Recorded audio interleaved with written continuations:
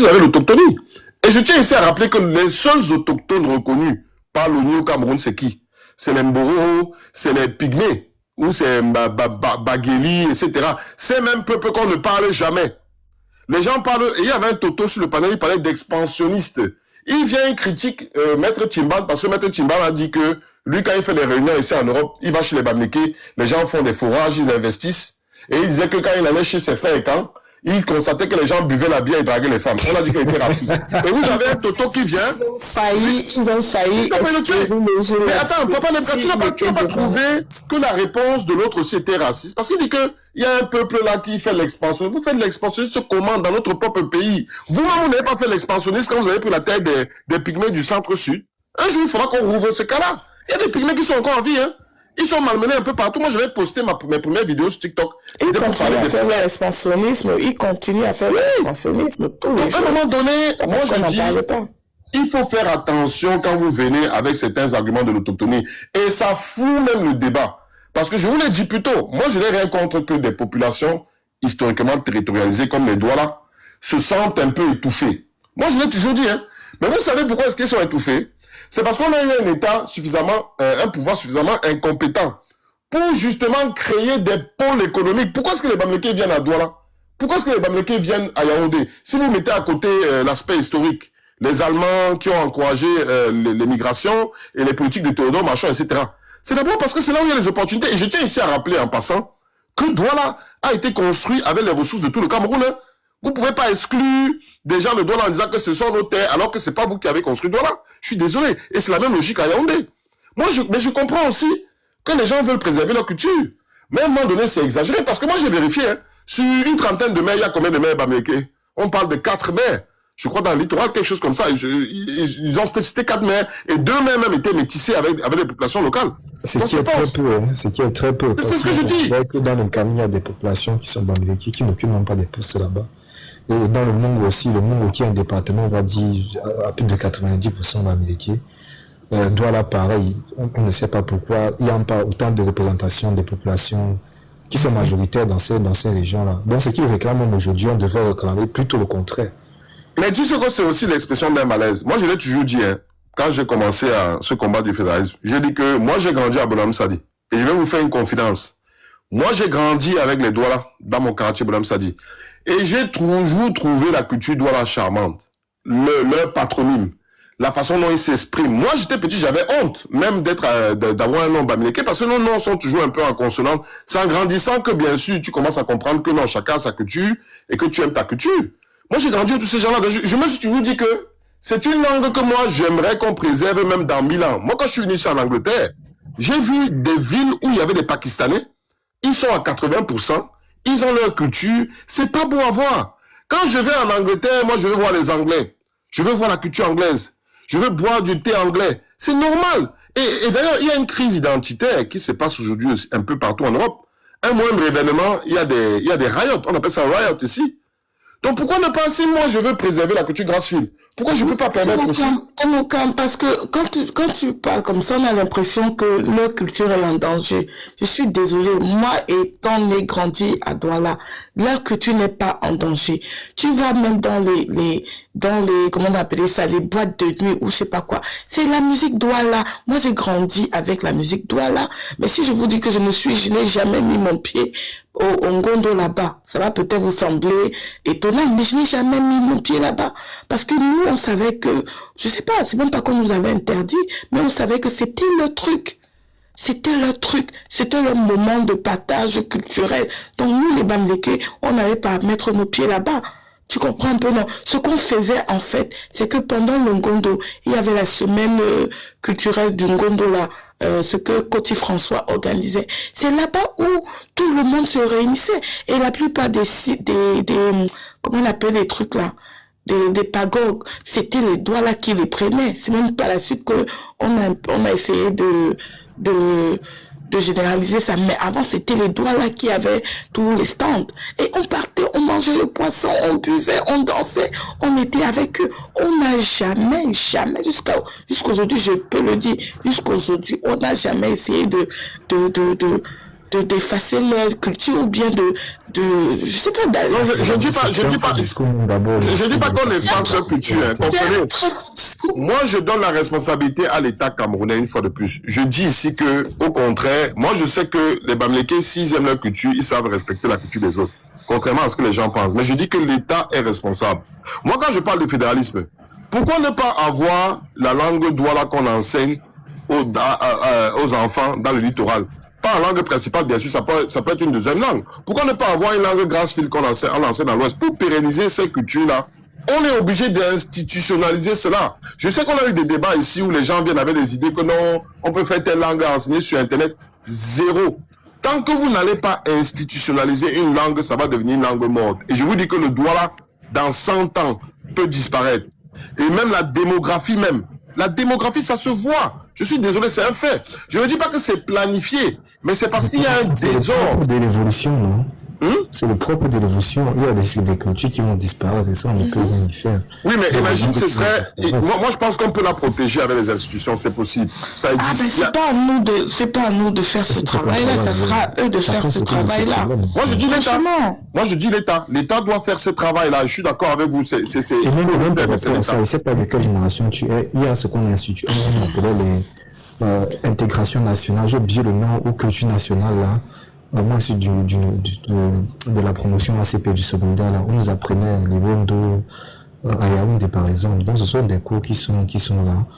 Moi, c'était avec les matières, là, d'abord, qui saturent la tête des enfants à l'école, là. On a plus de 12 matières dans le système francophone. Dans ma filière, mais il y avait encore 3 matières. Moi, la matière, là, c'est un truc que moi, je composais pas. C'est vrai qu'il y a mes euros sur ça, parce que, honnêtement, c'est vrai que ça devait me servir à rien. Et je n'ai pas eu tort, ça me sert à rien. Je ne vois pas pourquoi je devais partir apprendre une langue qui déjà n'est pas ma langue, sous prétexte qu'il faut préserver la langue des gens. La langue, ça s'apprend à la maison, pas à l'école. Imagine c'était le Yemba. Moi, je vais te faire un parallèle. Hein. Imagine c'était le Yemba. Demain, on découvre l'or en Tchang, hein, et qu'il y a tout un afflux, hein, je veux dire, de monde entier, hein, ne parlons même pas seulement du Cameroun. Et est-ce que tu ne penses pas que tu serais soucieux de vouloir préserver ta langue, par exemple le Yemba, que toi tu aimes? Déjà, nous protégeons notre propre langue. Il n'y a pas encore droit chez nous, mais il y a des écoles de langue un peu de partout là. Il y a une association de langue là, de préservation de nos langues nationales. Ils font déjà le travail, ils n'ont pas attendu le gouvernement. Ce n'est pas, comme tu dis, c'est le gouvernement, il devait préserver la culture des gens là. C'est la même chose avec les manifestations communautaires là. Quand ils font les manifestations, est-ce que c'est pour parler de la culture? Jamais, c'est pour chasser les gens. Les marches, c'est pour chasser les gens. Pareil à Yaoundé. Lorsque on parle de tradition, ça devient la sorcellerie. Quand tu parles de, par exemple, que tu vas faire ton culture des crânes, ils vont te dire que ça, c'est des femmes-là. Ils sont devenus des chrétiens, plus convaincus même que le colon à la tradition chrétienne catholique. Et je vais me rajouter c'est le responsable. Les langues, c'est plutôt les langues même des enfants bamileke nés à Douala qui disparaissent. Aucun ne parle sa langue. Ceux d'aujourd'hui, alors, ils ne comprennent même pas. Ceux d'aujourd'hui ne comprennent même pas la langue. Les doigts là. C'est vrai. C'est l'expérience là qu'on a enseigné au littoral, qu'on demandait aux enfants. Tu viens d'où en fait? Tu viens d'où? Parle ta langue. Son conseil était très clair. Aucun enfant originaire bamileke ne parlait. La majorité, 70% ne parlait pas la langue. Mais quand tu posais la question aux autres, au doigt là que tu dis que leur langue veut disparaître là, ils parlent couramment leur langue. Pareil au centre. Les gens qui ne parlent même pas leur langue, ce sont... C'était de crier au loup. De dire que leur culture disparaît là. C'est faux. Moi, je vais vous donner un exemple. Je suis d'accord avec vous sur plusieurs points, mais ce que je suis en train de dire, si vous me connaissez, vous savez très bien que moi, je fais un comparatif entre les cultures. Et je suis convaincu qu'il y a des cultures un peu plus structurées que les autres. Même s'il y a des aspects positifs et négatifs dans les deux cultures. Et ça, c'est un fait. Et moi, je pense qu'il y a des cultures fortes. Il y a des cultures fortes dont on ne peut pas facilement influencer. Mais il y a des cultures un peu plus faibles sur certains domaines, notamment même la préservation culturelle, qui sont un peu poreuses, sensibles à tous les souffles. Et moi, je pense que justement le fédéralisme, ça va permettre de protéger cela. Parce que si moi, je veux le fédéralisme, et que je veux que dans mes frontières historiques, les géographies culturelles, soit préserver ma langue, soit institutionnaliser ma langue, c'est la différence. Parler la langue dans ta maison et écrire en langue, lire des ouvrages, forcer les gens à faire des ouvrages, c'est deux choses différentes. Même si je suis d'accord avec vous, je pense qu'il ne faut pas non plus exagérer que ça se meurt. Mais j'ai bien parlé dans 100 ans et plus. Moi, j'aimerais bien qu'on nous donne des statistiques. Ou quelqu'un fait le gouvernement. Qu'on nous donne des statistiques, qu'on regarde bien un peu l'évolution de la démographie. C'est que c'est un excès de bonté. Là, c'est l'excès de bonté de l'homme grâce dès qu'il va le mener à sa perte. Aujourd'hui, tu parles du gouvernement qui doit protéger les langues à droite. Ça va devenir autre chose quand tu vas mener ce genre de projet. On a eu, par exemple, le projet des routes des chefferies, là. On a fini de faire les routes des chefferies. Maintenant, les gars, on dit que bon, on a fait ça chez nous, ça a marché. On veut aussi promouvoir la culture des autres au Cameroun. On veut faire la route des seigneurs de la forêt. Tu as vu le live qu'ils ont fait contre les gars, là, en disant qu'on va venir voler leur terrain avec. Donc, votre excès de bonté, là.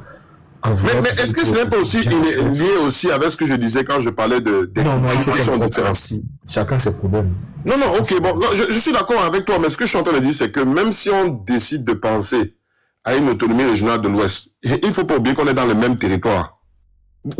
Fais quoi, tu seras toujours obligé d'être conscient de ce qui se passe ailleurs. Moi, je suis en train d'essayer de penser une solution qui puisse aider tout le monde. Je dis ici que l'autonomie régionale, lorsqu'on a identifié des aires géographiques et culturelles, doivent permettre aux populations de s'auto-administrer. Ça veut dire de pouvoir préserver leur culture, de pouvoir développer leurs avantages comparatifs dans l'aspect de l'économie. C'est tout. Maintenant, je suis d'accord avec toi, hein, je ne dis pas que... Toi-même, tu le sais très bien, on a fait ces analyses-là, il y a des peuples qui ne sont pas aussi organisés que d'autres. Donc, même si ce n'est pas notre problème, il faut savoir que leur défaillance un jour va peut-être venir te rattraper chez vous dans ta région. Donc, il faut faire attention. Et il faut qu'on pense aussi à ça de façon globale et de façon nationale. Donc c'est ce que je suis en train de dire. Donc, mais je suis d'accord avec toi dans cet aspect-là. Moi, je donne un exemple. Et je vais chuter là-dessus, hein, avant de laisser aussi tourner la parole. C'est que, une fois de plus, il y a des gens qui pensent que toutes les cultures se valent. Mais je le dis une fois de plus avec modestie, c'est faux. Moi, j'ai vu des panels où les gens se moquaient ou essayaient d'établir un lien entre les Grassfield et les instances internationales, parce qu'on disait que mais comment est-ce que quand il y a toujours le financement de l'art, c'est à l'Ouest? Je suis désolé. L'Ouest est reconnu comme une terre où il y a toujours eu de l'art. Il y a toujours eu, des gens peuvent venir écrire une ouvrage là-dessus, il y a une culture matérielle. Allez voir un pays, Bamoun, à Fumban. Allez voir à Banjul, Bamoun, Bafoussam, etc. Donc depuis la nuit des temps, depuis la période coloniale allemande, c'était la spécificité de l'Ouest. C'est pour ça que les gens investissent. Les Européens, eux, ils ne font pas du politiquement correct quand il s'agit de ça. Quand ils vont quelque part, c'est quand ils voient, ils disent que non, là-bas, c'est bien, on va aller là-bas. C'est comme ça. Donc, les cultures ne peuvent pas tous se valoir. Ok, je t'ai terminé. C'est pour dire que les cultures ne peuvent pas tous se valoir dans tous les secteurs. Donc, justement, dans un État camerounais, il n'est pas exclu que on prend des aspects positifs dans chaque région ou chaque aire géographique. Ça veut dire que ce dont nous sommes défaillants, on peut puiser ailleurs pour essayer de développer un modèle dans notre région. Ce que eux, ils sont défaillants, et c'est ce que je parle. Eux peuvent aussi puiser ailleurs pour s'inspirer. D'ailleurs, tu sais que Kaba Lébi, la politique qu'il a lancée quand il est venu avec sa proposition, il dit qu'il s'est inspiré de ce qu'il a vu à l'Ouest. Donc, pourquoi pas? Si demain ils font ce qu'ils veulent dans leur région et que nous on a l'autonomie dans notre région, mais moi j'ai aucun problème avec ça, j'ai aucun problème. J'ai vu les chefs Douala savoir se balader à l'Ouest, ils étaient émerveillés et ils ont appris, ils ont pris des choses. Pourquoi pas? Donc voilà, c'est tout ce que je dis. Tu as parlé de là, moi je tiens à signaler ici que là c'est un critère très important quand on parle des civilisations. Si un peuple qui se dit civilisation ou bien un peuple très évolué n'a pas développé un art qui lui est propre, un moyen d'expression de la pensée, tel que l'art ni l'écriture, ça veut dire que vraiment ce n'est pas... Je ne suis pas en train de réduire la culture ou bien quoi que ce soit. Ça veut dire qu'au niveau de l'avancement, au niveau de l'évolution, quand on classe les peuples, là, ils sont quand même un peu en arrière par rapport aux autres. C'est ça que les gars ne comprennent pas. Parce qu'aujourd'hui même, ils essayent de s'approprier les formes d'expression culturelle des autres. Et on a vu les femmes qui se plaignent constamment par rapport à ça, le masque guide et tout ça là.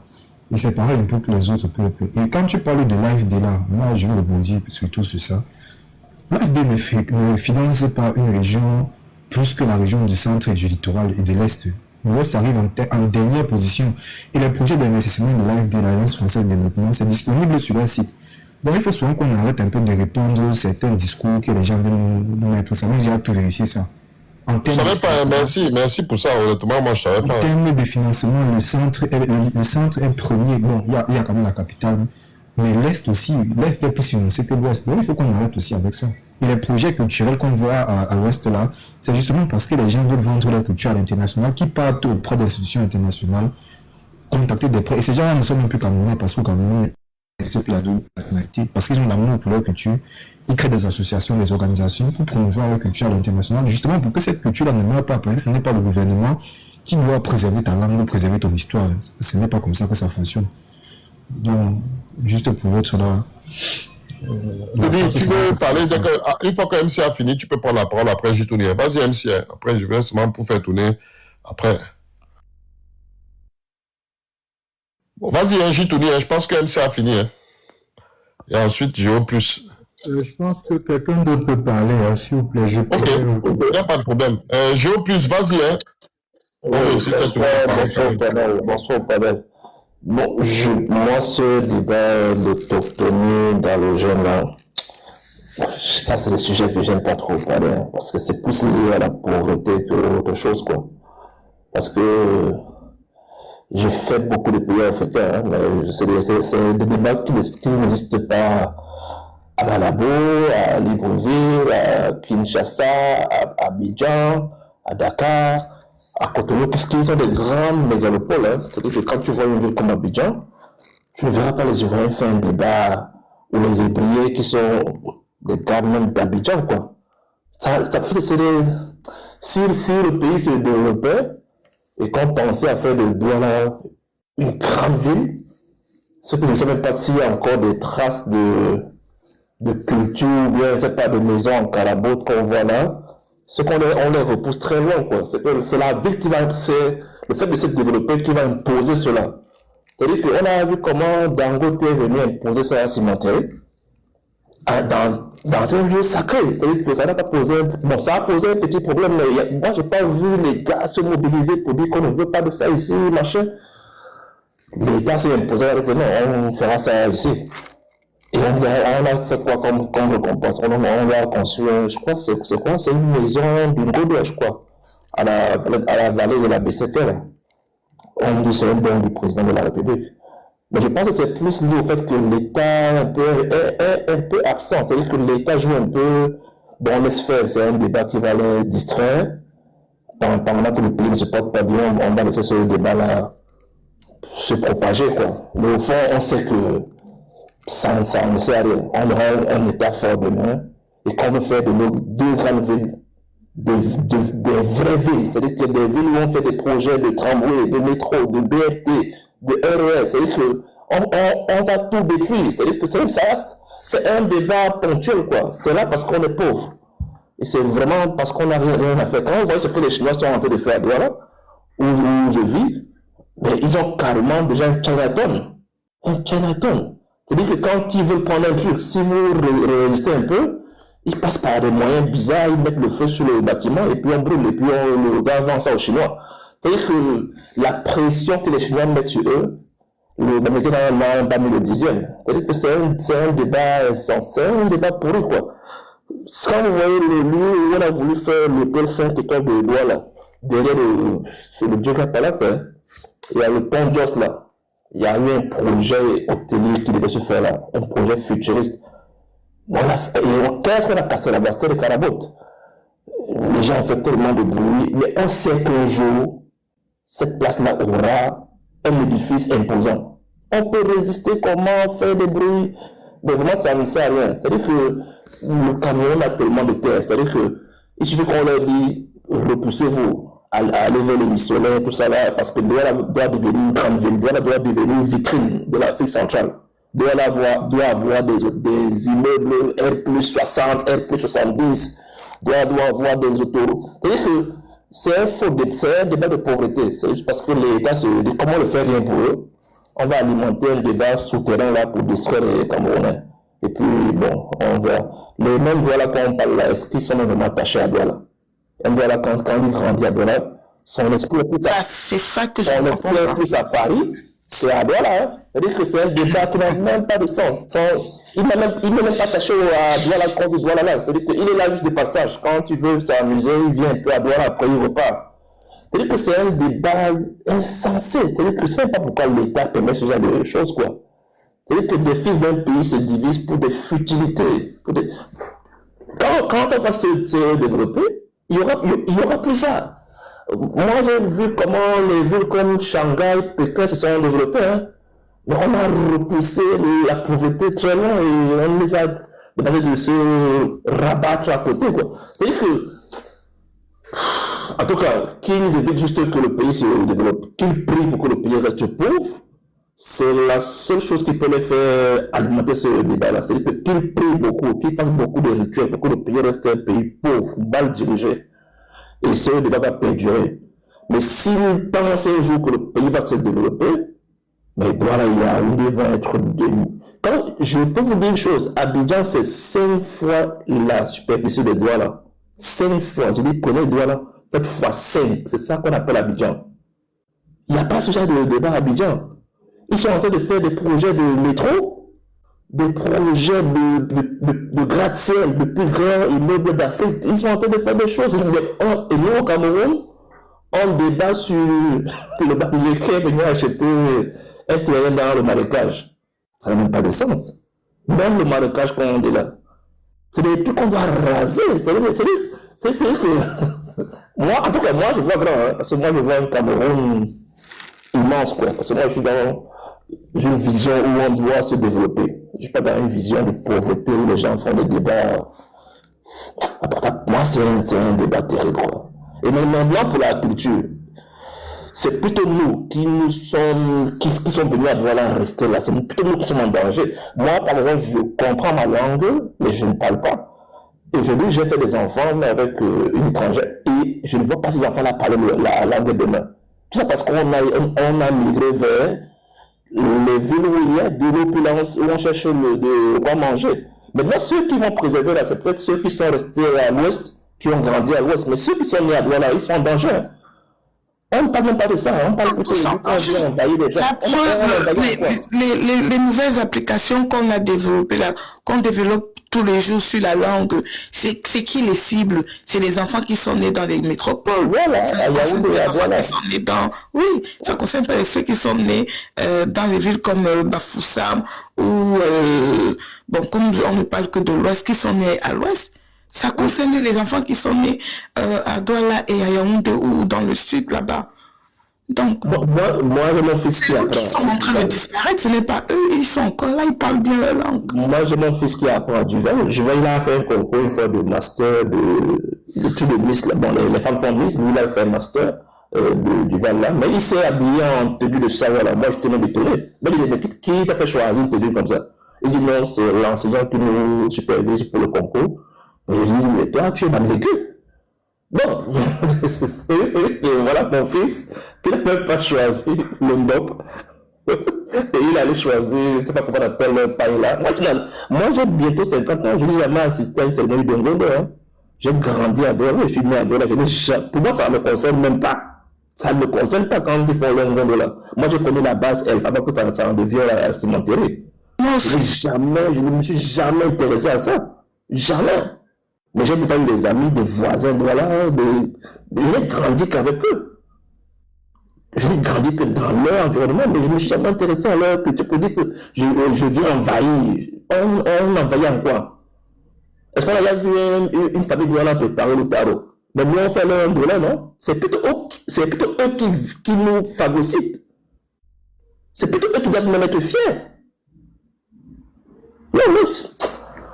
En tout cas, pour moi, c'est des sujets qui me font rire. Parce que moi, je suis dans un Cameroun grand. Un Cameroun où on a un aéroport qui va prendre toute la zone là, qui va ramasser ce quartier-là.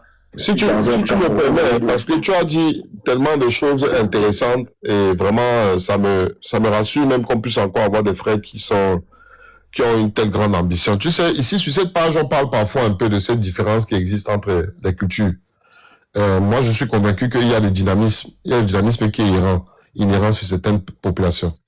Et tu as véritablement une mentalité un peu typiquement bamileke. Ça veut dire que nous, on est toujours très ambitieux, mais c'est un frein aujourd'hui. Il ne faut pas se le mentir dans le pays actuel. C'est la raison pour laquelle vous avez une vaste diaspora, pas simplement en Afrique, mais dans le monde entier. Les bamileke fuient le Cameroun. Parce qu'à un moment donné, c'est cette frustration de ne pas pouvoir entreprendre au niveau où ça devrait l'être. Moi, je te donne un exemple. Moi, j'étais tombé sur un frère qu'on appelle Roger Tchoufa, qui a fait un hôtel au Cap-Vert. Un hôtel vraiment assez extraordinaire. Et quand j'ai fait des recherches sur lui, je me suis rendu compte qu'il avait tenté de faire des initiatives au Cameroun. Et il s'est heurté à la corruption, etc., etc. Il a fui là, au Cap-Vert. Combien y a-t-il de Roger Tchoufa aujourd'hui? Je veux dire, un illustre inconnu qui réussit à faire ce projet. Imaginons alors si on était dans un État un peu comme la Côte d'Ivoire ou le Sénégal qui était assez éduqué économiquement et qui était assez progressiste.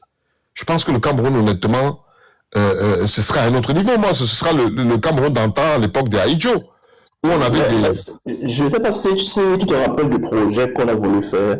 Derrière le Djoga Palace, là, au Pont Jos, il y a... J'oublie le nom de ce petit coin là, pourri là, qui est dans l'herbe. Ils ont voulu faire... Parce qu'au Cameroun, en dehors du Cristal, à Douala, Douala c'est une très grande ville. Douala c'est une ville qui ne devait pas être comme on voit là. En dehors du Cristal, on sait à qui ça appartient. Le projet était porté par un gars de la diaspora, mais qui n'est pas Bamileke. Mais comme c'était un gars du Nord-Ouest, il avait un nom en consonance, Bamileke. Son projet a été capoté parce qu'on disait que c'était un gars de l'Ouest. Il avait tous les documents, il était encouragé par la présidence. Tu es en train de comprendre. C'est Dokolo ou c'est Bokolo. Exactement. Mais attends, vous partez même loin. Vous partez même loin. Il y avait le projet du frère Foka là, non, qui voulait créer une nouvelle ville. Où c'était à Yassa. Hein? On ne peut pas aujourd'hui, en 2026, accueillir un grand sommet parce qu'on n'a pas un hôtel de référence avec une salle de... Si les Camerounais sont arrivés à Abidjan, hein, s'ils ont vu l'hôtel Ivoire, c'est comme si nos gens qui font des débats comme ça ne voyagent même pas, quoi. Mais frère, on a bien posé le bilan, le problème. Maintenant, il faut poser la cause. Et c'est ce que je voulais, là où je voulais en venir, où je te dis que... c'est le régime en place qui a... Et c'est ce que je suis en train de me dire. Et la raison pour laquelle je suis fédéraliste, c'est que vous pouvez faire ce que vous voulez. Tant qu'on sera toujours dans un pouvoir centralisé où les initiatives économiques sont centralisées, parce que vous êtes mélangé avec des cultures qui ne sont pas aussi dynamiques que vous, ce sera toujours la même chose. Moi, tu as parlé tout à l'heure d'une exclusion vis-à-vis d'une région ou de certains ressortissants, parce qu'il y a une grosse partie de nos dirigeants, malheureusement, ils ont une solidarité clanique. Ça veut dire qu'ils ne se soucient que de leurs frères. Si ça ne vient pas de leurs frères, ou ils ne peuvent pas manger, et on a vu la différence. Moi, je donne l'exemple, par exemple, Aïdjo. Aïdjo avait proposé quelque chose de différent, même si c'est un individu qui a fait beaucoup de mal à nos parents. On a connu une histoire avec Aïdjo qui a été assez douloureuse. Mais sur le point de vue de l'économie, des initiatives, Aïdjo a d'abord gouverné avec sa culture, la culture de grenier, l'épargne, etc., les initiatives. Depuis 1984 jusqu'à nos jours, regardez dans l'état dans lequel les gens ne reconnaissent plus le Cameroun. On ne reconnaît plus le Cameroun qui était la grande nation en temps. Donc tant qu'on n'allait pas comprendre que parce qu'on est mélangé avec des gens qui ont des cultures totalement différentes, les cultures qui ne sont pas compatibles, c'est un frein au dynamisme. C'est pour ça que les Bamileke fuient le Cameroun. Je dis toujours que les Bamileke ne chantent plus « Je vais à Yaoundé, la capitale ». On est maintenant partout où tu vas dans le monde, tu vas trouver des Bamileke. On est comme si on était en exil. Et ce sont des exilés qui prospèrent. Tu avais vu quand Kagame avait porté le DOP, les gens ne comprenaient pas pourquoi est-ce que Kagame porte le DOP.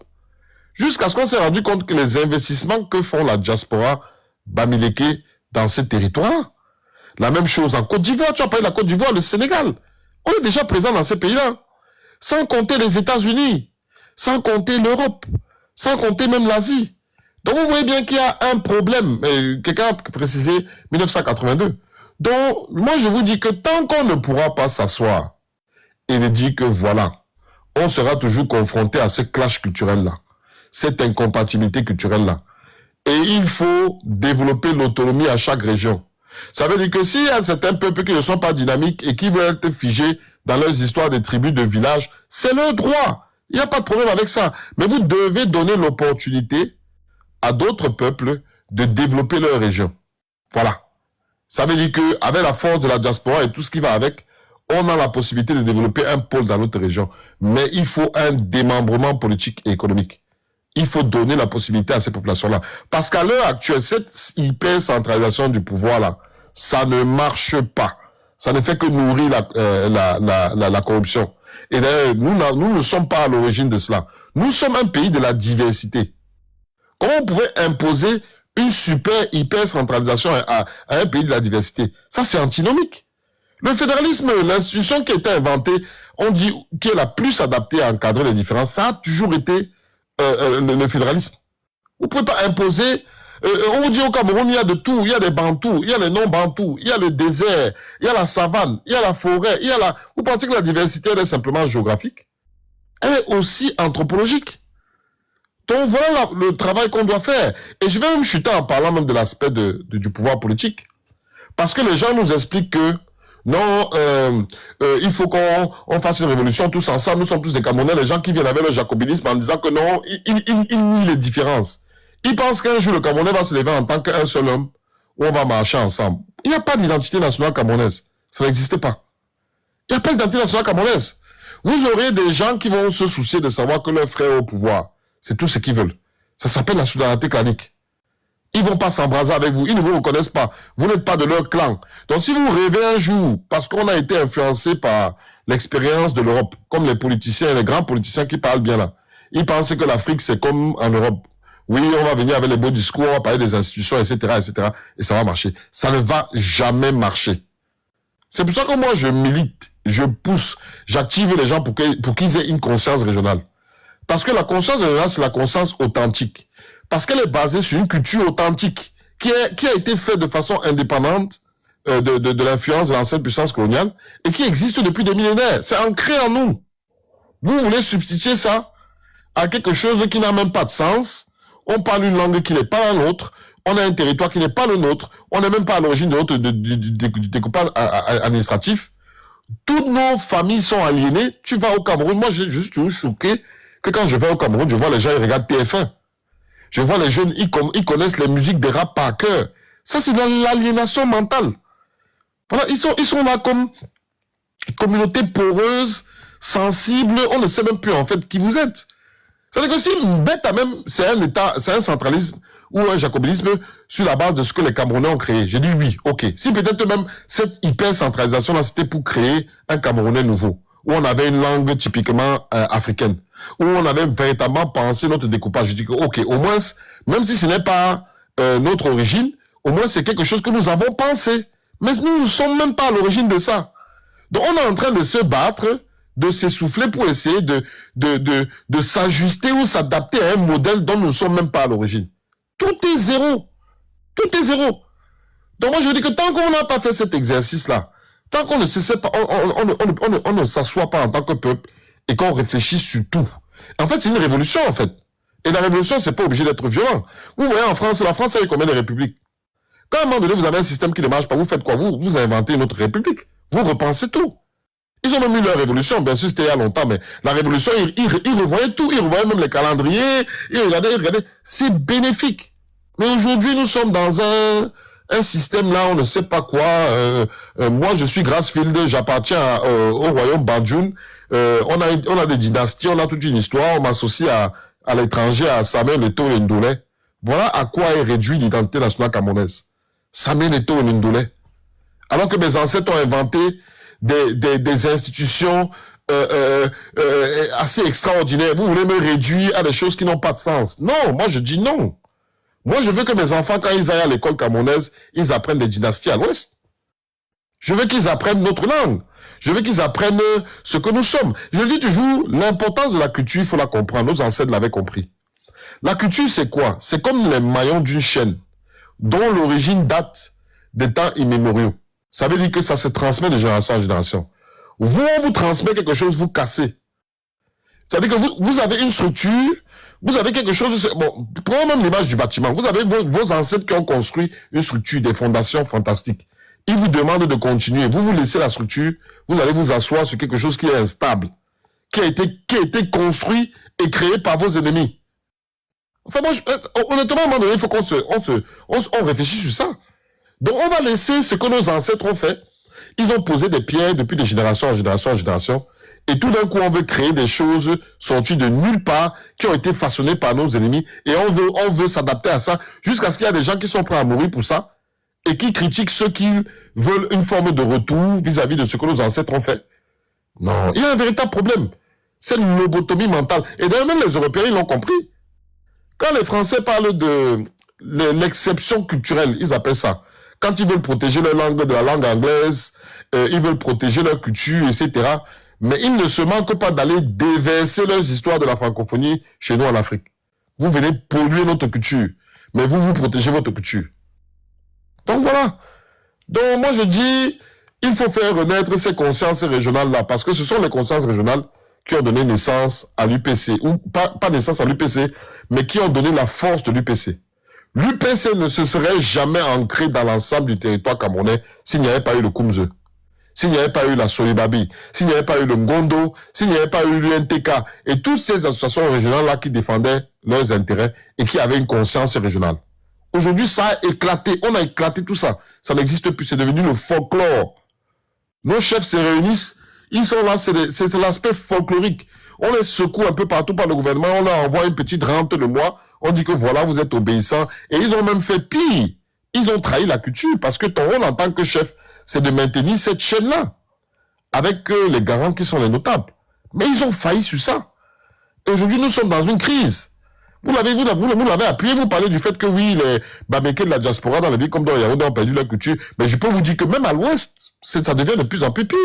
L'exode rural, les maisons abandonnées un peu partout, c'est le désordre complet. Et je vais chuter en disant que si vous pensez que la culture n'est pas importante, il faut apprendre l'histoire de l'esclavage. Les Européens se sont rendus compte que les seuls qui se rebellaient activement en tant qu'esclaves, c'était ceux qui étaient nés en Afrique, ceux qui avaient préservé leur culture.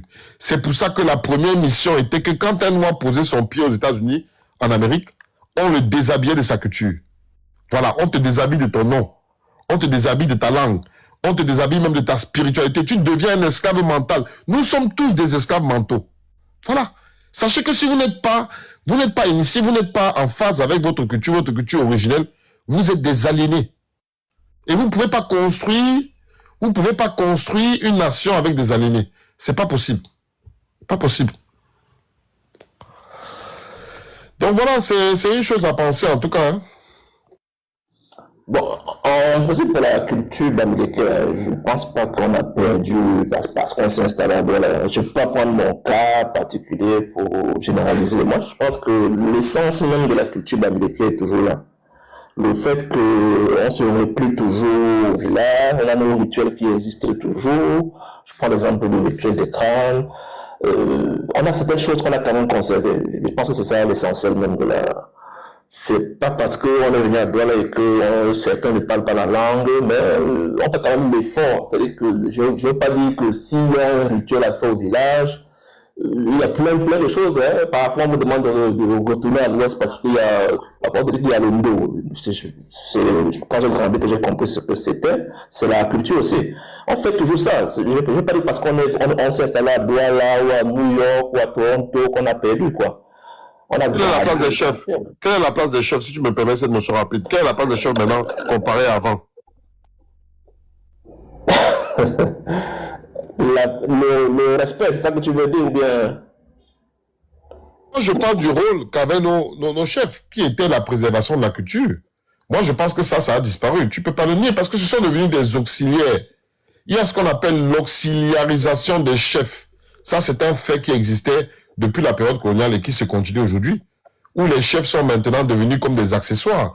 Les chefs n'ont plus la même autorité sur les populations. Vous pensez que, à l'époque, vous savez ce que c'était qu'un chef? Même si c'était pas un autocrate, tu penses qu'un chef de, je sais pas moi, de début, la fin du 19e siècle, c'est la même chose qu'un chef d'aujourd'hui.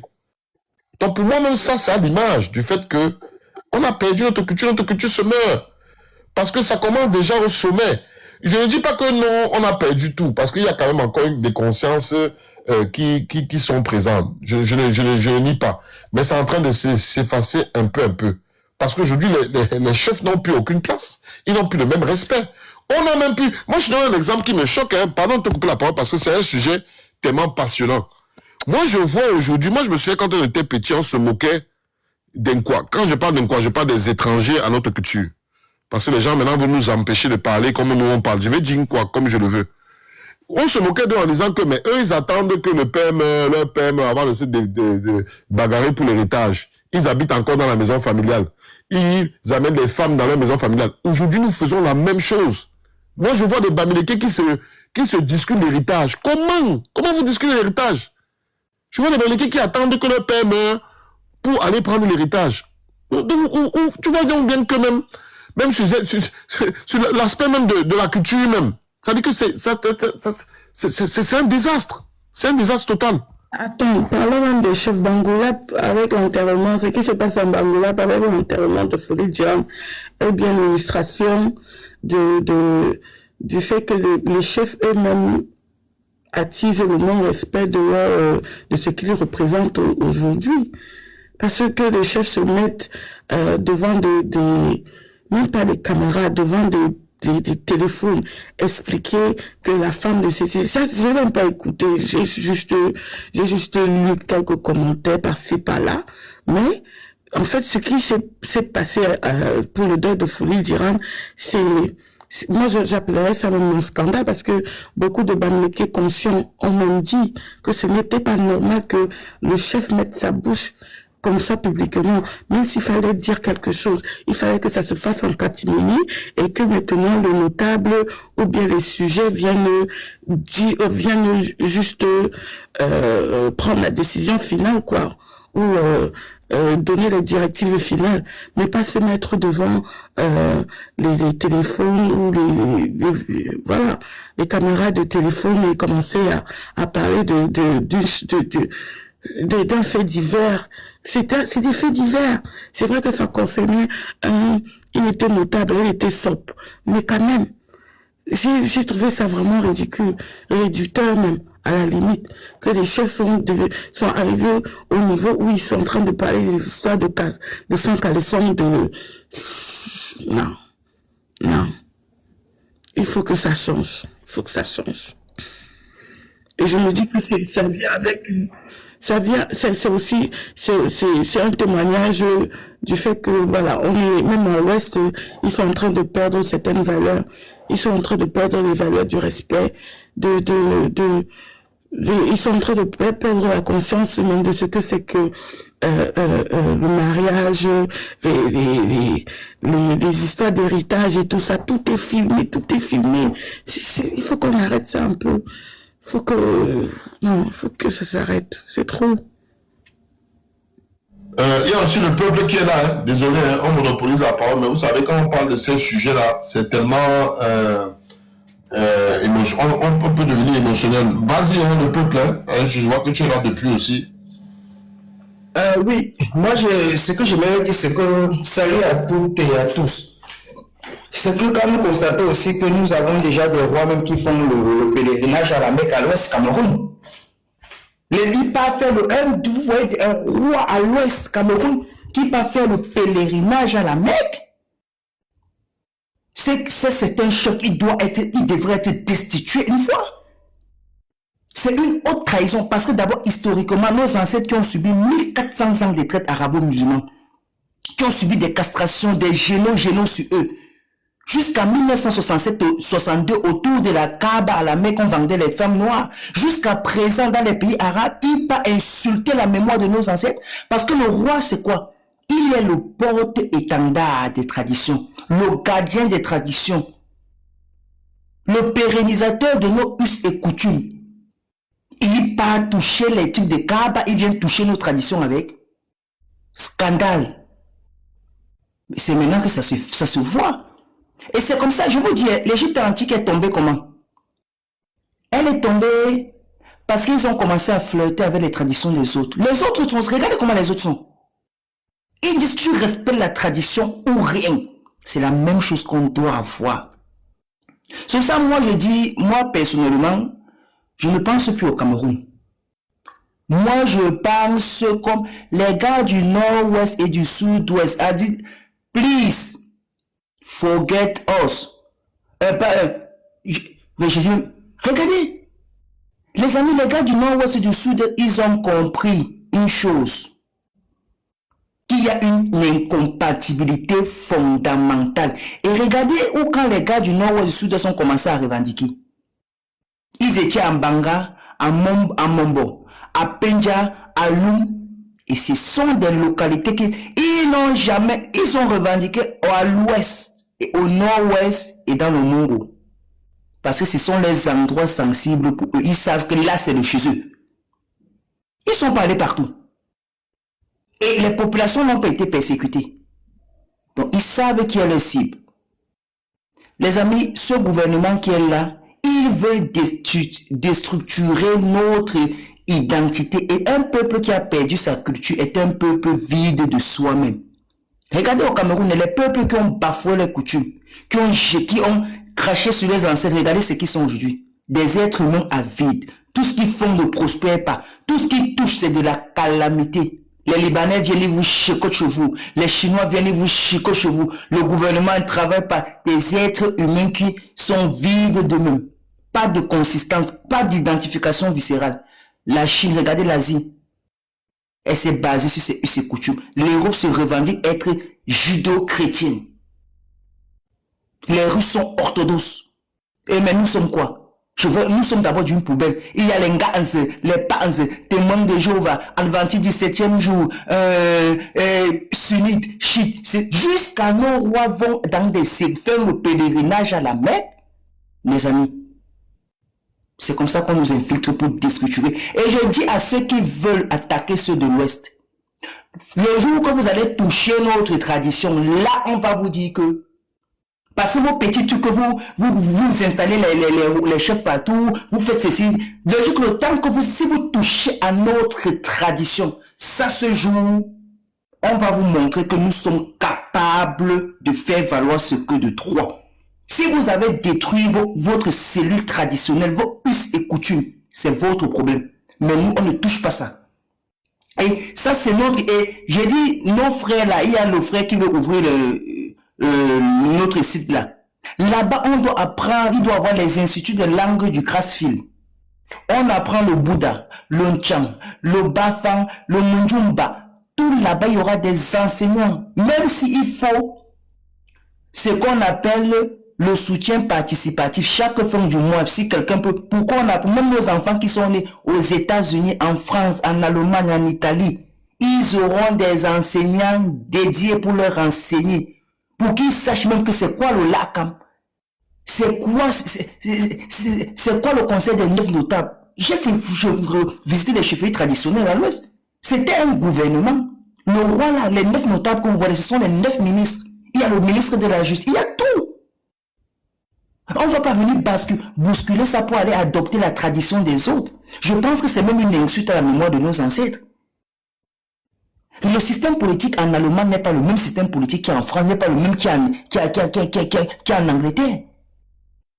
Mais comment on va laisser nos propres... La constitution du Cameroun, normalement, devrait être une synthèse de nos us et coutumes. Mais aujourd'hui, on va partir prendre le copier-coller de la loi, de la constitution du 16e, du 17e, du 18e siècle des autres. On est venu coller ça au Cameroun. On dit oui, la constitution, l'État est debout. La constitution, on vit dans la misère. Même nos ancêtres ne sont pas en accord avec nous. Hein. On prend les constitutions des peuples qui nous ont opprimés pendant des siècles. On vient prendre. Quel scandale, quel peuple aussi. C'est eux qui ont fait leur constitution, entre guillemets. Ce sont les avocats français qui ont fait ça. On n'a pas fait notre constitution. Oui, c'est ça que je dis. On a fait, c'est le copier-coller. Ils ont pris là-bas, ils sont venus mettre ça chez tous, c'est nous. Ça nous sert à quoi, les amis? C'est pour ça que pour moi, c'est l'autodétermination. Nous confesse cela. Un peuple, si on voit qu'on n'a pas de compatibilité entre nous, c'est mieux de faire ce qu'on appelle l'autodétermination des peuples. C'est ça. Au lieu que un mariage, il y a la voie de recours, c'est le divorce. On peut divorcer en se respectant mutuellement. Le Cameroun sera toujours, pour moi, le Cameroun sera toujours un pays voisin. Moi-même qui parle là, ma mère, elle doit là, je peux souvent apprendre un visage, je viens visiter les Camerounais. Mais ce que je dis, pour que ces gens ne nous contaminent pas, je dis qu'il faudra, pour moi, il faudra une frontière très, même si ce sont des tranchées de 40 mètres de profondeur et de largeur, les fils barbelés, les électrifiés, parce que les Camerounais sont des beaux ailleurs, vous les voyez partout. Des beaux ailleurs. Parce que quand chez eux ça sera mauvais là-bas, ils vont traverser pour venir gâter chez nous. Pour moi, je sais que parmi vous, il y a d'autres qui pensent à la République, l'État unitaire, l'État du... Déjà, il faut savoir, l'Ouest du Cameroun a son indépendance en 1972. Ce sont des faits historiques. Et l'Ouest du Cameroun est situé en Afrique de l'Ouest. Et le reste est situé en Afrique centrale. Ce sont des faits. Donc, il faudra acter ces faits-là et commencer à se préparer pour un développement endogène. On ne peut pas aller ensemble. Pourquoi? Parce que on n'a pas la même vitesse de rotation. Quand on est en train de roter à 160 km par heure, l'autre est en train de rouler à 10 km/h. Oh, on va faire comment pour travailler ensemble? Donc, de ces faits-là, on a vu comment à Ebolova, ça s'est passé à Zoétélé. Voilà des actes, voilà les sujets pareils comme ça. On constitue des documents pas déposés aux Nations Unies. On dit, de peur que ce qui s'est passé au Rwanda se répète ici, là, c'est mieux que on dit vraiment, goodbye, brother and sister of Cameroon. C'est tout, ils seront toujours nos voisins, on n'a pas de problème avec eux. Nous les aimons dans nos familles, nous sommes des mélangés, mais on préfère. On ne ferme pas nos portes. Les Camerounais qui peuvent apporter une valeur ajoutée à notre communauté, ils sont la bienvenue. Mais le désordre du Cameroun là, on ne veut pas ça. Merci. Finalement, il y a trois différents, on va dire quoi, trois différentes conclusions. Il y a celui qui pense que c'est la pauvreté, l'autre qui pense que c'est le fédéralisme et l'autre qui veut carrément. Non, en principe, il est juste la résultante de tout ce débat-là qui est venu polluer le vivre ensemble. C'est-à-dire que ça donne des gens comme le peuple, quoi.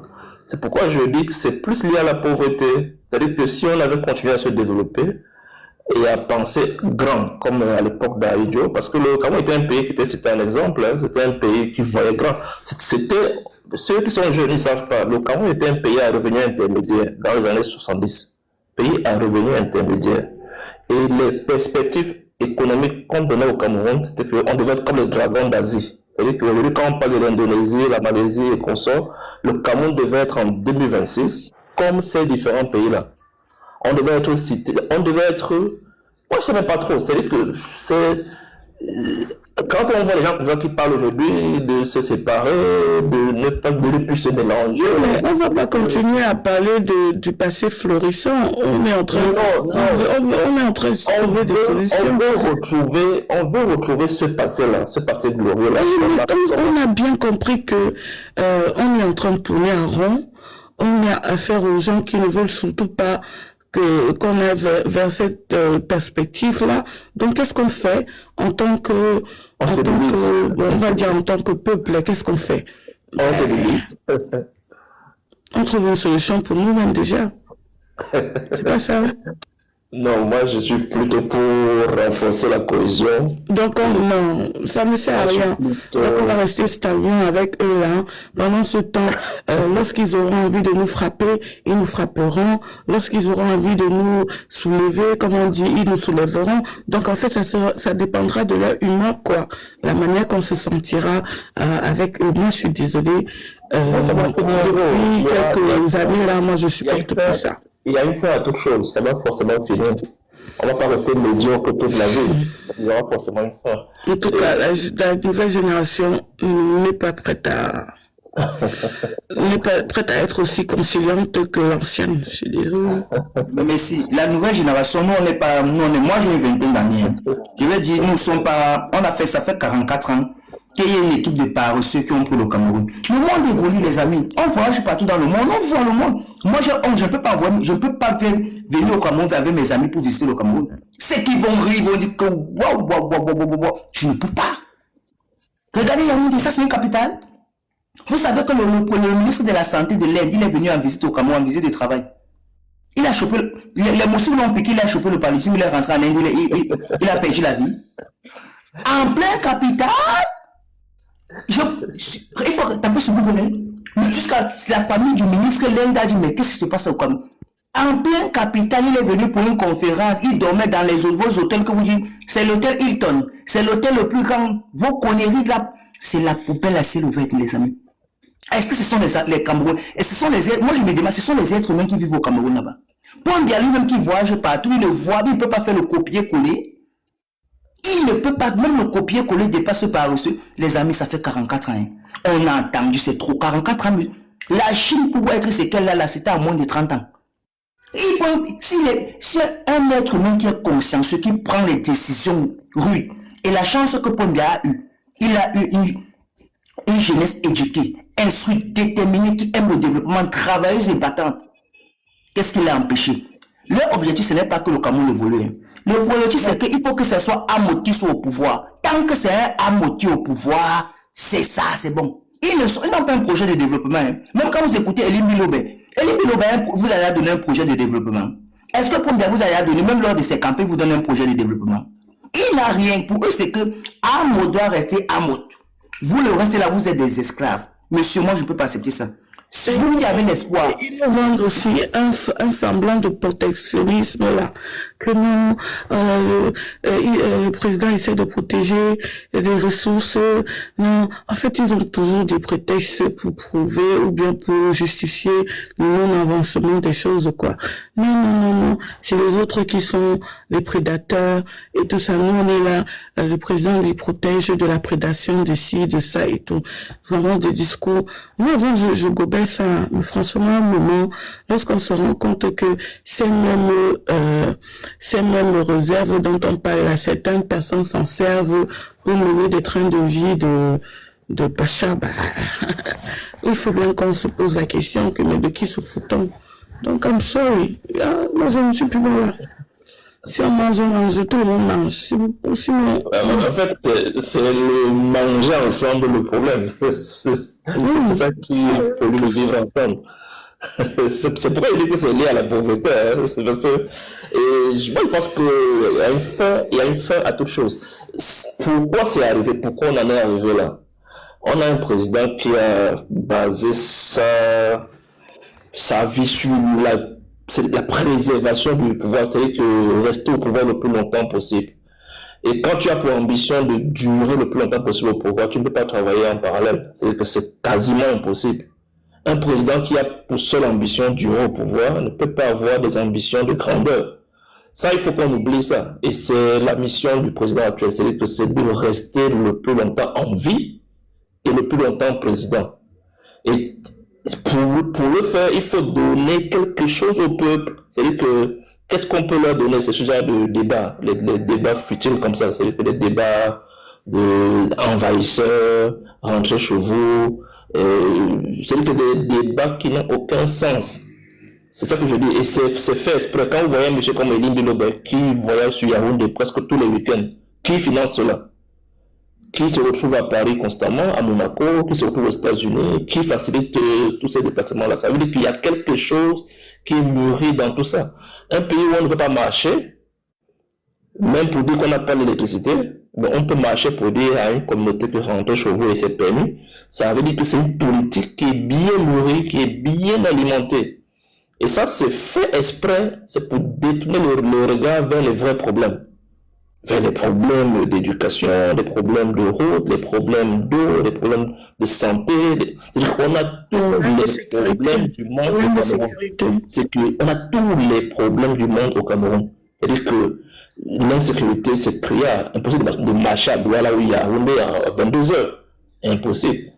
Et même pas ça, il y a des enlèvements, on retire en relation, on n'en parle pas. Mais ça devient de plus en plus récurrent.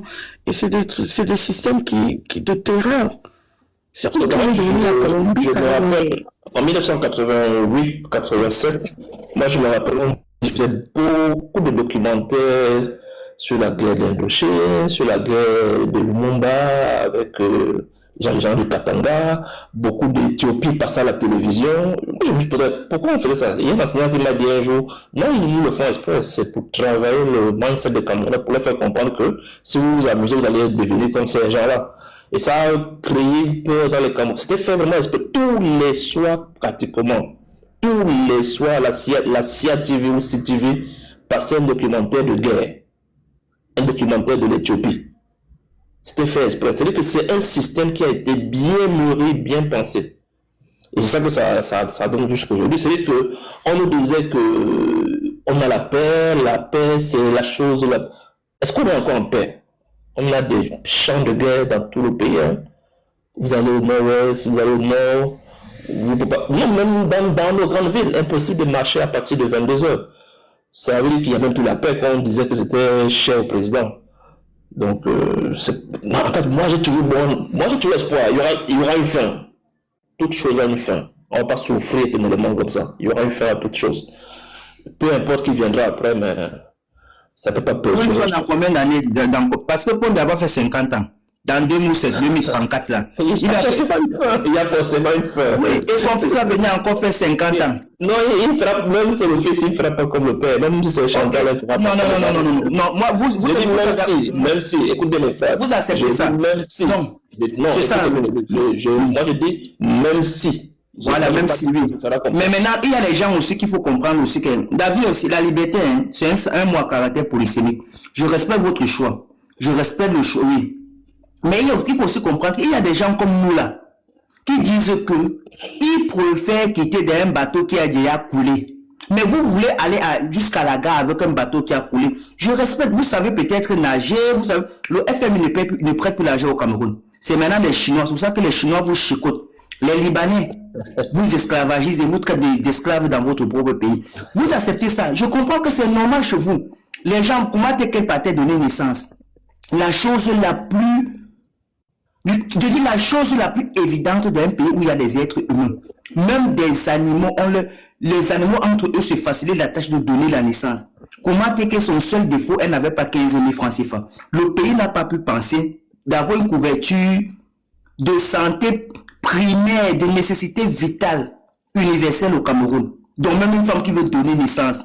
Parmi les enfants qu'elle devait donner naissance là, il devait avoir un enseignant, un ministre, le futur président du Cameroun, pourquoi pas? Un enfant qui devait apporter une valeur ajoutée au pays. Mais ils ne réfléchissent pas comme ça. Vous voulez toujours vivre dans des pays comme ça où on dit que autochtones, halogènes, on ne pense pas de développement pendant que les autres pays du monde sont en train d'aller même dans la Lune, dans l'espace. Je suis d'accord. Mais nous, on dit ceci que on ne veut plus partir dans ce bateau. Est-ce que c'est forcé? Est-ce que c'est méchant? Tu te rends compte, plus le temps passe, on est en train de se barbariser. Pas plus tard que... C'était vraiment... Je ne sais pas si vous m'écoutez. Moi, je dis que c'est quelque chose qui a été nourri et pensé. On a bien compris. On a bien compris. Bon, maintenant, comment on règle? Comment est-ce qu'on se guérit de ça? De ce virus-là qui a été, qu'on nous a inculqué depuis le temps, je sais pas comment. Tous les peuples ont droit à l'autodétermination. Mais vous avez droit, mais ça ne se donne pas, ça s'arrache. Est-ce que tu es prêt à arracher ton... Il faut penser à ça. C'est-à-dire que dire qu'on veut... Il y a un peuple au Cameroun, depuis 2017, qui veut cela, mais vous restez là, vous allez rester le pian. Depuis ça fait 9 ans, je pense. 9 ans, ça fait 9 ans, je pense bien. 9 ans qu'ils sont en train de vouloir ce que toi tu le vendais là. Tu penses qu'on va peut-être signer un papier. Il faut pas arriver. Hein. Il faut arracher cela. C'est arrivé dans d'autres coins du monde, comme au Soudan du Sud.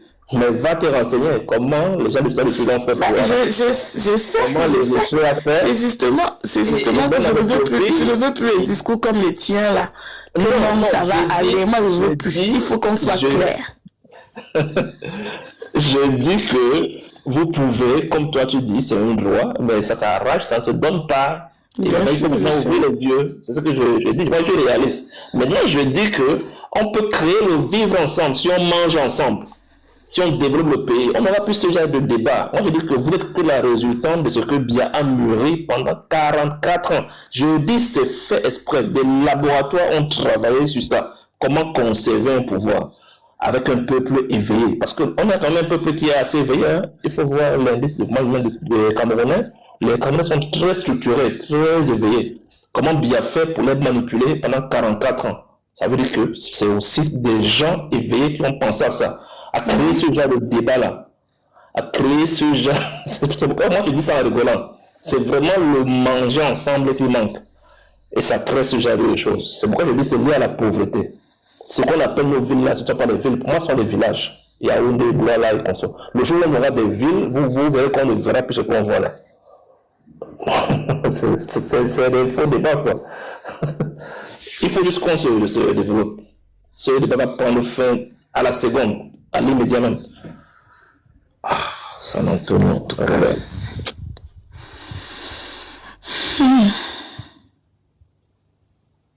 Non, comme je voulais dire, pas plus tard que, je crois que c'était en début de semaine, il y a encore eu un scandale de femme qui se fait ouvrir par une lame de rasoir pour retirer un bébé. Et elle est décédée comme ça. Donc, je ne sais pas si on se transforme en barbare. C'est des soi-disant infirmières, mais elles utilisent des... Bref, moi, je comprends plus. J'ai l'impression que les Camerounais sont en train d'être hypnotisés et on se sert d'eux pour se faire du mal les uns les autres, quoi. Et ça fait peur. Parce que quand je parle de la gouvernance, moi, je sais pourquoi je prends l'exemple simple. Hein. On a un pays voisin où le président a mis plus de temps que Paul Biya. Mais il n'a pas le même peuple que le peuple camerounais. Il a un peuple un peu soumis qui ne... Allez un peu voir comment il dirige ce peuple-là. Quand ils ont découvert le pétrole, le président a travaillé parce qu'il a réussi à les mettre à plat ventre, quoi. Et il travaille. Mais Biya, son pouvoir n'a pas toujours été un fleuve tranquille. Hein. 6 mois après sa prise de pouvoir, son pouvoir a été menacé. Et ça a été comme ça durant... Donc, c'est un monsieur qui a travaillé pour la zombification. On ne peut pas dire l'abrutissement, la zombification de son peuple. C'est-à-dire qu'il est là, il restera là, peu importe ce que vous allez faire. Et c'est vraiment de l'ingéniosité machiavélique. C'est pourquoi je dis que ça crée ce genre de débat de venir en 2026 parler de tribalisme, d'autochtonie, d'allogène, d'envahisseurs, des gens qui veulent les parler parce qu'ils sont fâchés. C'est plus la pauvreté. C'est plus la pauvreté. Non, ce que vous dites est normal. C'est la pauvreté, mais ce qu'il faudrait tenir en compte, on va comprendre que pour peut-être se limiter, pour dire que bon, pour avoir son autonomie, il y a des conséquences. Parce que ceux du Nord ou ceux du Sud, s'ils ont commencé en 2016, 2026, aujourd'hui, ça fait 10 ans. Ça veut dire qu'il y a une détermination. Ils ont appelé le pape pour venir aller au Nord à Bamenda, pour dire, please, forgive us, ceci, mais les gars, ils sont là. Mais qu'est-ce qu'on est en train de perdre? L'armée est en train de perdre ses enfants, et les autres aussi sont en train de perdre, mais ils sont déterminés. Mais qu'est-ce qu'il faut faire? Quand ils pensent que laisser les gars avoir leur autonomie, pourquoi les jeunes soldats pas de perdre les villes là-bas? Et vous aussi, les jeunes soldats qu'on vous envoie là. Les enfants de Pombia sont en Suisse en train de manger la vie. Brenda, son loyer, c'est 1 million d'euros par an. Elle a 60 000 euros par mois pour son... Mais vous avez des salaires de pauvres de 50 000 francs. 50 000 francs, c'est combien de dollars? Je ne sais pas. Où c'est combien? C'est 30 ou c'est 45 dollars. Vous avez les salaires de merde. Vous n'avez pas de chaussures de militaires. Vous n'avez rien. Vous partez de nouveau. On ne peut pas vous envoyer en mission. Vous fuyez. Tu as 20 ans, tu as 30 ans, tu as 40 ans. On t'envoie aller donner ta vie pour l'enfant de Biambia. Tu connais où? Est-ce que vous vous aimez même? Vous vous aimez, même vous êtes des beaux ailleurs. Vous êtes vous partez faire quelque chose. Je suis dans l'armée du Cameroun. Tu vas finir ta vie comme ça pour être quoi? Oui, tu peux combattre quoi à Bamenda? Mais il faut être un petit cinglé toi-même qui peut chercher ta vie. Les jeunes comme toi vivent bien, ils ont des maisons, des voitures, des trucs qui vivent leur vie, ils mourent leur go correctement. Mais toi, tu peux ignorer bien leur go, mais toi, tu fous quoi là? Pour bien en train de dormir, il mange, Brenda bien elle cherche les filles métisses de Yaoundé pour les marier, pour les niasses. Mais toi, là, tu les niasses pas, tu fais, où c'est 6 mois, tu pas fait quoi là? Tu es un fou. C'est ça. Bon, les gars, moi, il y a d'autres qui veulent continuer, qui disent que le Cameroun va changer. C'est leur avis. Mais un peuple qui est déterminé, ils doivent, Pombia, quand on dit que Pombia, moi je ne vois pas, il n'est pas intelligent. C'est que Pombia, il a donné toutes les ressources que certains pays veulent. Parce que si les autres pays qui se sont débarrassés, ou comme le Soudan là, c'est une autre puissance qui les a accompagnés. Si Pombia refuse de donner les minéraux du Cameroun à certains pays, je vous dis demain matin Pombia n'est plus là. Est-ce que d'abord le Cameroun est une armée? Tous vos gars de l'armée, là, ce sont tous des Woubi, tous. Ils ont tous des derrière perforés. Je vous le dis, tous ces gars. Quand moi j'étudiais en Russie, vous savez ce qui s'est passé? Un mec de l'armée du Cameroun, colonel, capitaine. Vous savez qu'ils viennent faire les petits recyclages là-bas. Ils y sont arrivés là-bas. Il a fait connaissance avec aussi les gens de l'armée russe, un capitaine de l'armée russe. Le monsieur, il échangeait avec le monsieur russe, a eu confiance en lui. Là, même sa femme a échangé de numéro avec lui. Vous savez ce que le Camerounais a fait? Il a filmé son bangalais, il a envoyé la femme du russe là. Quand je vous parle quoi que c'est la blague. Ce n'est pas la blague. Hein. Vous savez, les Russes ont dit qu'on ne veut pas finir avec eux ici, pardon, rentre chez toi. Et on l'a fait rentrer. Mais vous comprenez, regardez quelqu'un qui va en mission. Vous comprenez? Et ça, c'est comme ça que nos ministres tous réfléchissaient. Des êtres humains bestialisés. Ils n'ont pas de... Vous pensez qu'ils réfléchissent un jour au Cameroun? C'est genre...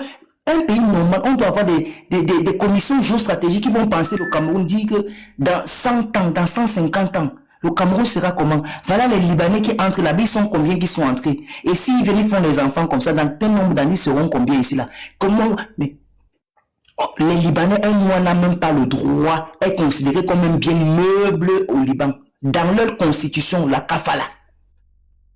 Donc un mois pour eux est comme un fauteuil, une télévision, comme une voiture, une machine à laver. Mais on ouvre nos portes, les Libanais arrivent chez nous.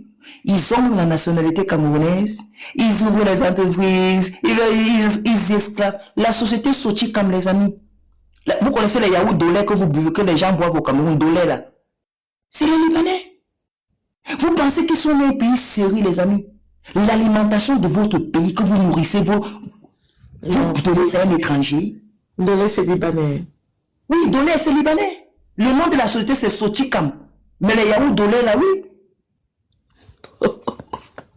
Mais regardez, vous pensez que ça, ce sont des gens qui réfléchissent à yaourt. La nourriture que la population doit manger, ça doit être détenu par les enfants du pays. Vous connaissez la société Prométhal? La deuxième, après, à lui, comme c'est Prométhal, ce sont des Libanais, est-ce que vous le savez? L'exploitation des forêts à l'est, oh, les pauvres, oh, voilà les grands pays. Moi, on ne parle plus, c'est bon. Parce que la société Prométhal, la deuxième entreprise de transformation des métaux au Cameroun, ce sont des Libanais. Est-ce que c'est normal? Vous connaissez le biscuit que vous mangez, pas léger. Vous savez pour qui c'est? C'est pour les Libanais, les Libanais. Regardez-moi ça. Comment est-ce que les structures l'économie de rente d'un pays ne peut pas être détenue par des étrangers? C'est inquiétant. Voilà la Russie aujourd'hui qui est sous sanction. Le Congo, là, superment, c'est les Libanais. Sauf c'est le pays, c'est les Libanais. C'est l'eau là qui concerne au Cameroun. Hein. Les amis, regardez-moi un pays. Vous pensez qu'il y a que des jouisseurs, on dit que pour Bernard il n'a jamais pensé. Non, mais super, non, c'est pas UCB. Non, UCB, c'est Madiba. Voilà, merci.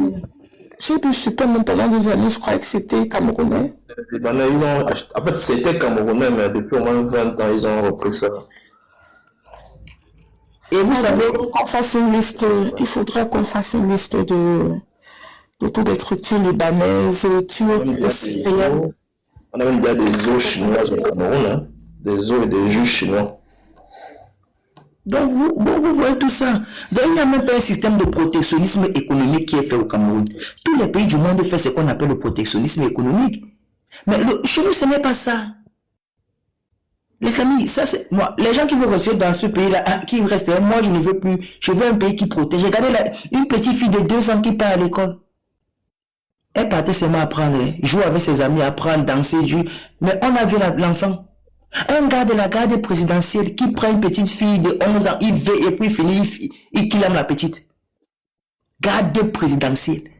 Les amis dans les pays normaux, pour être même seulement agent de sécurité. Les amis, il y a ton CV. Oh, tu es scruté matin, midi, soir. Regardez la moralité d'un gars qui assure la sécurité d'un chef de l'État. Ça veut dire qu'autour de là, c'est une équipe de pervers patentés. Bien sûr. Il prend un an, et avec toutes les filles qui sont là-bas à Yaoundé, c'est la petite fille de 11 ans qui l'a calculé. Regardez-moi ça. On va vivre avec comment vous allez vivre. Je vous dis une chose, que quand je dis incompatibilité, même au niveau des mœurs, il n'y a pas la compatibilité. Et on se fait corrompre. Vous voyez, vous amis, on parle qu'il y a des Woubi en Côte d'Ivoire. Vous savez qu'au Cameroun, quand vous avez un enfant au Cameroun, faites attention. Ils deviennent des Woubi graves au Cameroun, c'est grave. Tous les jeunes là qui travaillent dans les ministères, Woubi, dans l'armée, Woubi, tous les jeunes au Cameroun. Vous parlez seulement de la Côte d'Ivoire. Quelle Côte d'Ivoire au Cameroun, c'est grave que c'est. Voilà Brenda Mbia qui cherche sa go. Elle vous a dit que si elle a besoin d'être mariée déjà, ça fait longtemps. Elle a dit, ah, vous avez 29 ans, elle dit que non, il me faut quand même, vous avez les filles métisses à Yaoundé à porter, je veux Nias. Mais regardez-moi ça. Fille d'un chef de l'État. Vous avez vu les filles de Kagame? Est-ce que Kagame peut venir dans les pays de merde comme le Cameroun? Est-ce que vous avez vu 2 Rwandais s'insulter un jour sur la toile? Alors que ce pays-là avait autour et touti, on ne conseille même pas si ces 2 gens pouvaient même encore se rencontrer. Mais les Rwandais sont 4, ils sont dans le développement. Tu sens qu'à la tête du pays, il y a un père de la famille là-bas. J'ai étudié avec des Rwandais, j'ai vu le comportement des Rwandais. Les Rwandais, quand ils sont unis, c'est pour faire quelque chose. Quand tu vois les Rwandais sont là, c'est pour faire quelque chose. Constructif. Tu ne vas pas les voir réunis pour dire qu'on combat les Hutus, les Tutsis, Non, ils ne sont pas dedans. Ils sont eux aujourd'hui. Et il faut voir les Rwandais même, si tu vois les étudiants, tu ne vas même pas dire, bon, un gars d'une autre nationalité ne va même pas te regarder. Ils sont contre eux. Mais chez nous, oui, là, c'est un américain. Et le président les a donné, monsieur Pombe a donné l'argent à les gars de l'Ouest. Oui, même en diaspora, il a donné l'argent. Mais je ne comprends pas. Mais il a donné l'argent aux gens de l'Ouest. Mais chassons-le alors. Chassons-le pour qu'il ne donne pas aux gens de l'Ouest. Pour qu'un autre vienne et donne maintenant aux gens du Sud ou de l'Est. Voilà les Chinois, les populations de l'Est. Voilà les meilleurs perdants du Cameroun, ces gens. Les pigments les dépossèdent de leur terre. Je dis, aujourd'hui, l'extraction des minéraux à l'est du Cameroun. Le Chinois vient d'extraire les minéraux. Les déchets issus de l'extraction des minéraux, qui sont même cancérigènes, qui sont d'autres radioactifs, ils déversent ça dans la nature. Mais le Chinois s'en fout parce que, vous savez, pour faire le traitement, par exemple, des eaux, qui ont été usées, parce que qu'ils ont extrait les minéraux, là, les eaux là qu'ils ont pris, ils ont mis des substances chimiques toxiques à l'intérieur là. Pour traiter ces eaux là, ça nécessite beaucoup d'argent. Mais le Chinois dit, mais je suis d'un pays d'un nègre, d'un singe. Le président c'est un singe, il ne réfléchit pas. Mais je vais dépenser des milliards pour traiter le... Ah, c'est ça. Les populations de l'Est aujourd'hui ont des maladies rares, des cancers. On ne les a même pas sensibilisés pour dire, quand on extrait les minéraux d'un certain rayon donné, vous n'allez pas faire de l'agriculture, vous n'allez même pas marcher parce qu'il y a des substances chimiques, il y a des substances toxiques, il y a des substances même cancérigènes, il y a des substances radioactives. Ils cultivent là-bas, ils mangent la nourriture, ils ne savent même pas les nourritures empoisonnées. Il n'y a aucune campagne de sensibilisation. On n'a même pas pu construire des universités d'extraction des minéraux au Cameroun. On n'a même pas ouvert des centres de formation pour former les gars dans le traitement des déchets issus de l'extraction des minéraux. Vous pensez que ça c'est un pays pensé? Mais je vais être représenté. Je vais dire que c'est Guignon de Yaoundé là. Je vais dire que c'est mon président. Monsieur, ces gens ne méritent pas. Ils ne méritent pas gouverner au Cameroun. Si c'est le Cameroun, c'était un vrai pays, les gens de Dieu Momo pouvaient même balayer l'Assemblée nationale. Regardez. On a pris un conglomérat d'abrutis, des personnes qui n'ont pas de culture, des personnes de priorité, c'est Nias, oui, je veux boire à côté, il faut que mon bangala sorte comme ça là. La fille de 40 ans, là, j'ai un Mougouja 75 ans, oui, elle a dit que mon bangala était... Mais regardez. Regardez ce qui nous gouverne. Vous pensez que Paul Kagame est en train de jouer? Regardez le petit garçon qui est en Éthiopie. L'Éthiopie fabrique les munitions, ils vendent ça dans les pays développés, est-ce que vous le savez? Ils ne sont pas en train de jouer. Voilà une compagnie éthiopienne, mais combien d'années c'est toujours debout? Parce qu'il y a du sérieux à la tête de l'Éthiopie. Les gars, vous m'écoutez, ils m'ont signalé, ils me signalent là depuis. Au lieu de me signaler, il faudrait aller développer le Cameroun. Les gars, vous m'écoutez, ouvrez un peu vos micros, vous me dites si vous m'écoutez, s'il vous plaît. Descends 5 minutes, après tu reviens, je te fais remonter. Ok. Ils t'ont signalé. Tu me demandes de te faire descendre. Après, je te... Tu descends le coup de même d'abord, on refroidit un peu le panel après, voilà. Les gars là sont arrivés, ils sont en train de... Les gars sont en train de nous faire ça dur. Là. Oh putain, et pourtant moi j'ai décidé de ne plus aller dans les panels des gens, hein. Putain, je comprends rien, moi. Je suis chez moi ici, le Grassland, mon frère. Je suis chez moi, j'ai pas pu faire les panels des autres, mon frère. Qu'est-ce qui ne va pas avec ces gens? Ouais, essaie de patienter le peu. Patiente. Les gars, ils t'ont très mal signalé. Tu tombes, le fait que m'envoie des prépositions sur toi. Je comprends pas pourquoi ils font ça. Putain. Ils disent que si je te laisse, ils vont couper le live. Patiente, c'est marrant, le peuple. Après, ils vont baisser, tu vas monter. Les gars n'aiment pas quand on dit la vérité, hein.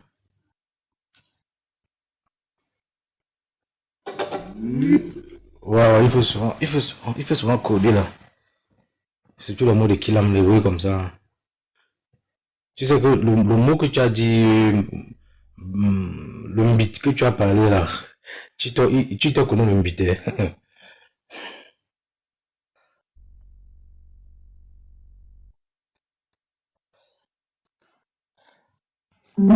Quand tu parles le mbit, tu te connais le mbit. Les gars des chiffres et tout, gars, je te jure. Gars, laisse dire, laisse-moi dire là, mon frère. Dire là, il m'a trop fatigué, mon frère. Je t'ai dit, moi, il parlait jamais à Dieu parce que c'est mon aîné. Voilà, j'ai quand même reçu une éducation. On ne parle pas aux aînés n'importe comment. Surtout quand là-haut la parole, moi, je prenais jamais. Mais moi, mais il me tendait les nez. Quand il prend la parole, il dit que on a un enseignement sur mec Melunganga. Melunganga. Il dit que on a une ligne éditoriale là. On a notre ninja, qui va former notre armée de guerre, l'honorable Francis Ngannou. Qu'est-ce qu'il a à niveau avec toutes ces conneries là, putain, mais je comprends rien, moi. Fais ton truc, laisse quelqu'un tranquille, et qui t'a pas demandé qu'il veut, et que lui, c'est lui, il va former. il ne prend jamais la parole sans parler d'Ngannou. Il dit que, on a nos curseurs là, Melungan.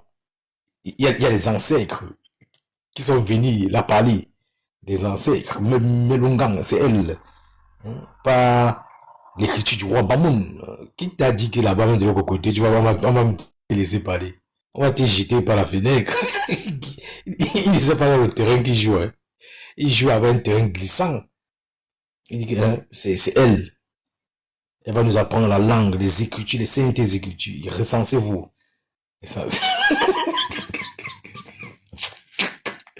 Combat, c'est la même, ça fatigue. Le gars dit que recensez-vous. Vous allez apprendre les saintes écritures sur nos chrétiens. Voilà. Quand quelqu'un veut un peu le concrétiser, il dit, écoute-moi, hein, mon ami. Donc, ici, là, on n'est pas ici là pour raconter du n'importe quoi. Écoute-moi, mon ami, écoute-moi. Écoute-moi, ici, on a une ligne qu'on suit. Tu comprends? On n'est pas dans la politique ici. Voilà. Écoute-moi, écoute-moi, mon ami. On a le chrétien, Melungan, nos ancêtres, ils sont venus à parler. Donc, grâce à ça, nous avons notre ligne. Nous allons apprendre les saintes écritures que nos ancêtres, la Krasmi, voilà, celle-là va nous expliquer comment on doit faire. Après, on va constituer notre propre sécurité du Grassland. Nous avons notre ninja.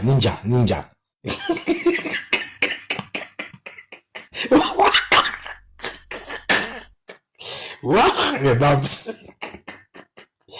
Ouah, les bams peuvent tuer les côtés. Il dit que nous avons notre ninja. Celui-là qui va nous apprendre les armes à suivre. Dès que j'avais dit, mais nous-mêmes on peut essayer de constituer. Il dit que, écoute mon ami, tu la fermes. Ou bien tu sais mieux que tu restes là-bas dans ton doigt là, on vient te gorger là-bas. Oh putain, Jet lui il sait pas Jet lui. Lui il a dit c'est sorti que ça me fatigue souvent le corps. Hein. Demande s'il prend le temps pour réfléchir, mon frère. Putain, mais.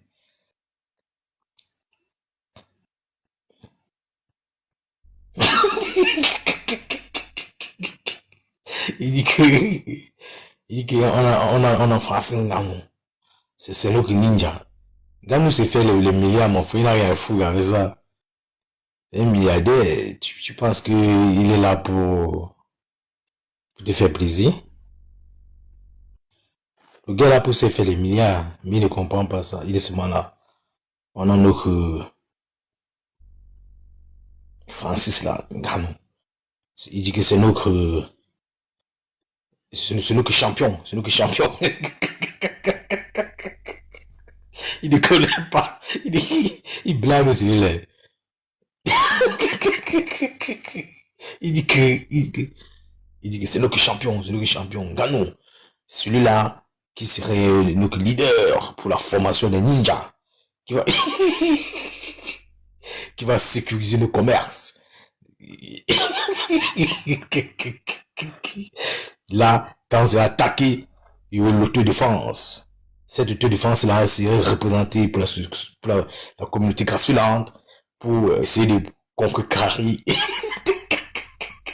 Oh putain, que Dieu me pardonne. C'est ce mec-là qui me fatigue. Non, lui là, il me fatigue. Bon, le peuple, tu peux remonter. Attends, je te cherche.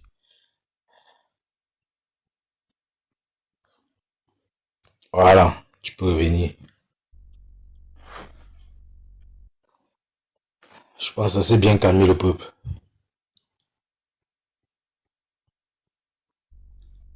Non. Tu peux envoyer ta demande.